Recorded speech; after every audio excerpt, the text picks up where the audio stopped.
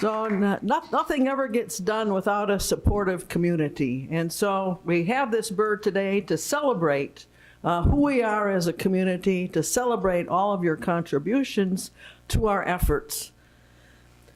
So the BRRR, our winter kickoff event, is intended to be a time to reconnect, re-energize, where we celebrate maybe what we've done in the fall, and we've heard some of that already. 2 national award-winning programs in 1 year. Incredible, incredible. The SAP and the Accelerated Leadership Program. PADNOS International is regularly recognized as a top producer of student and faculty Fulbrights and leader in best practices in international programs. The Sustainability Office, responsible for getting us on the national map about sustainability. So national recognition is not alien to us, and we really enjoy it. So we also take time to celebrate us and maybe think a little bit about what's coming in the next semester. So I know many of you are excited and looking forward to Jeff Kelly Lowenstein's talk on fake news, and I am too. But I was wondering how to connect the BRRR with the topic of fake news. Fortunately, at Roger's suggestion, I picked up a book. Always pick up a book when you're in doubt. Old Hopes for a New Place: The Legacy of Aaron D. Lubbers at Grand Valley State University, edited by Stephen Rowe, who's still in the philosophy program here. So this book is a collection of Don Lubbers' talks that he gave while he was president at Grand Valley. Don came to Grand Valley in 1969. Anybody remember 1969? I do. I remember marching in the Tulip Parade in Holland, Michigan, anti-war protesting against the Vietnam War. So Don came to Grand Valley at a time of great conflict and division in our society on university and college campuses. He retired 32 years later in 2001. Anybody remember 2001? Probably more people do than remember 1969. But again, a time of conflict and division around increasing global tension around terrorism, conflict in the Middle East. He retired just before 9/11 and left his successor to deal with the impact of that on college campuses. The title of the book, Old Hopes for a New Place, is the title of Lubbers' inaugural speech. The new place was, of course, none other than Grand Valley State University, which at the time was just going into kindergarten as a 5-year-old. The old values were the traditional values of an American liberal arts education. Reading about Lubbers' vision for Grand Valley really brought home to me the connection between what we are doing every day in our departments and in our classrooms and Jeff's talk about fake news. We are preparing students to be citizens in a democracy. According to Lubbers, the old traditional values of a liberal education, and this is 1969, almost 50 years ago. So, we have some different ideas. But in his language, the values of a liberal education are acquaintance with the tradition of humane values. He never says what humane values are, but that's a recurrent theme throughout all his speeches and part of the vision for Grand Valley, to transmit humane values. So I could only guess what they might be. And I would like them to be love of humanity, truth, goodness, beauty, reason, justice, and peace. Another value of liberal arts education is knowledge of the heritage, problems, perspectives of our own culture and other cultures. And lifelong skills, of course, of critical thinking, articulate expression, and independent learning, lifelong learners. Since the time of Thomas Jefferson, anybody remember that time? Since the time of Thomas Jefferson, these values have been directly connected with the ideas of citizenship and democracy. A successful democracy requires an educated public that is literate. So for Jefferson, it was all about reading. He read voraciously. He learned about everything through books. We learn through other ways now as well, through technology, through doing community-based projects, and so on. But a successful democracy, I'm not talking about not an unsuccessful democracy, but a successful democracy requires citizens who are critical thinkers. They know how to get information, they desire to get information, so that they can make good judgments. A successful democracy requires citizens who know what is going on in the world, in their own backyards, West Michigan, Grand Rapids, Holland, Grand Haven, but also what's going on globally, so that they can affect what is going on, again, for humane purposes. So a successful democracy requires historians so that we don't continue making the same mistakes. We have the insights into what happens if you have injustice, inequality. A good democracy, a successful democracy, requires philosophers, writers, artists, scholars of literature, scholars of social systems, anthropologists, all the riches of the liberal arts and sciences. It requires people who care about what is true and how things work. The original idea of an American democracy was based on the belief that human beings are all inherently equal. And we know Jefferson had some problems in that area. We're well aware of that. But equal because we're endowed with the capacity for reason and an inherent moral sense, and therefore capable of and entitled to be self-governing. Genuine democracy requires that everyone have access to quality education that enables them to fulfill their potential as individuals and as social human beings. And here we diverge from the old Enlightenment view of what it means to be human, namely to be endowed with reason. We diverge from Aristotle's view that humans are special because we're the only two-legged rational creatures. I don't know if there were one-legged rational creatures or three-legged. We may not be special anymore, I don't know, in general.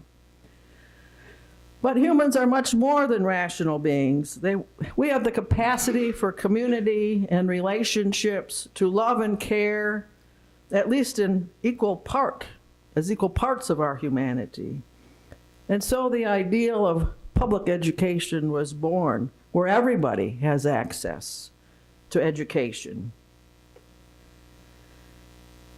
For a democracy to be successful, we need educated citizens. And this value of educational access, we have heard already, very much informs what we do in this college through our presence, through the Liberal Studies Department in Traverse City, our award-winning accelerated degree completion program, and all the work that each of you do every day with non-traditional students, first-generation students, students with economic challenges, students from underrepresented groups, and students who may not ever had the opportunity to question and find out who they really are and who they want to be. A place like Grand Valley, a public institution, enables all of us to come together from all these groups to be learners together, learning from each other, faculty learning from students and staff, students learning from faculty and staff. We're all learners, we're all educators. So thank you all for doing this. Lubber's vision for Grand Valley was that it be a force for successful democracy, not only in West Michigan, but around the globe. Essential to his vision was not only a focus on the old values of a liberal arts education, those that maybe Jefferson envisioned, but also more like the LEAP goals, a cultivation of community around shared values, personal relationships of respect and caring among faculty, staff, and students, and a sense of service to something greater than oneself, a sense of service to the human family. And community and service are just as essential to the cultivation of democracy as are the traditional liberal arts values. And I think that brings us to what we're doing today in Brooks College. We do so, you do so, by cultivating skills of critical thinking so that our students do not just accept what they hear, what they read, or what they've always been taught. They know how to figure out what's real or not real, fake or not fake. Thus, they can serve their role as citizens of a democracy. And I would like to add two other practical values to that of critical thinking that come from a liberal education. So if you've read the LEAP goals, I read them every day just to remain inspired, of course. You have the traditional distribution requirements, knowledge of all of human experience and human achievements and all that, and then the practical skills, critical, articulate communication, critical thinking, creative problem solving, then the applied skills based on project-based learning. But I would like to add the values of integrity and authenticity to the list of democratic skills. Liberal education, and everywhere in this room, cultivates authenticity in our students by providing them opportunities to explore who they really are, who they want to be, to value their identity, to be able to articulate who they are, what are their passions. You teach them to value the authenticity in their own work, to articulate who they are with their own voices, and to value authenticity in others and not be fooled by phoniness in any shape or form. Citizens who are authentic and who value authenticity are crucial to democracy. Liberal education also cultivates integrity, and I know that's going to be a value of the official value of the new honors curriculum. Integrity, the courage to live up to one's authentic values and practice these values in everyday life, and particularly in extraordinary times. It's easy, maybe, to do the right thing when everybody's doing the right thing, but very difficult when not very many people are doing the right thing. You do this in the classrooms, in your offices, by holding yourself and others to high expectations of excellence in teaching, scholarship, and service, treating others with respect, kindness, and empathy. So here we are, 20-some years after Lubbers retired. 2019, again, a time of conflict and uncertainty. We're waiting the arrival of the next president, whoever that is, hoping will he or she, have no idea, continue with the old traditional values, but in new clothing. We hear the critics talking about what is the value of a liberal arts education? Well, it's nothing other than maintaining democracy. So I hope the new president, whoever that is, and I hope that all of us take a lesson from Don Lubbers, who in 2001, at the end of his term as president, said, "I leave Grand Valley with the liberal arts core changed, but excellent and intact." Indeed, by nature, the liberal arts and liberal education are always adapting to old values in a new place, in a new social and political environment. And that's what we're doing that semester, that's what we're doing this semester. And I'm looking forward to hearing Jeffrey tell us how we're doing that around the fake news. So here are some ways we're doing this right now. We're launching the Interdisciplinary Salon. You can apply for funding for events. You can use the room. The Interdisciplinary Salon is an attempt, and I hope a successful one, to develop that community, that connectedness around shared values of the liberal arts across campus, across our own college. It's a place where you can meet without reservations, just to bring students or faculty together around a topic. You can have funded events in there. We have set aside money and have an application process on a website.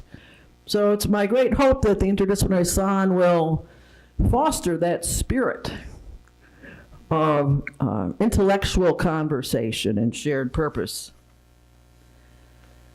We're celebrating the 40th anniversary of studies at Grand Valley in women, gender, and sexuality. Not necessarily the department or the program, but people have been concerned about this relevant issue for a long time and have been studying it. So we're celebrating that. Liberal Studies is launching a badge in intercultural communication, again, to make this more accessible to students, more accessible perhaps to community members. So accessibility is the name of the game, sharing that education. We're busy, Kristen and Karen and others are busy putting the final touches on the semester in Grand Rapids, which will launch this spring and summer. We hope will come with a badge. I'm not sure what the title is, something around community engagement or community activism. Community action. But again, the new form of the old values. Getting students in the community, working on real world problems, developing those skills of critical thinking and empathy for the community. We'll hear from Kristen Moretto soon. We're launching a community-based learning course development grant project, again, in the spirit of old values in a new place, in a new context. Faculty will be invited to apply for money. I think that's good. to move the college in the direction of project-based learning, where we've been moving for at least the past 6 years.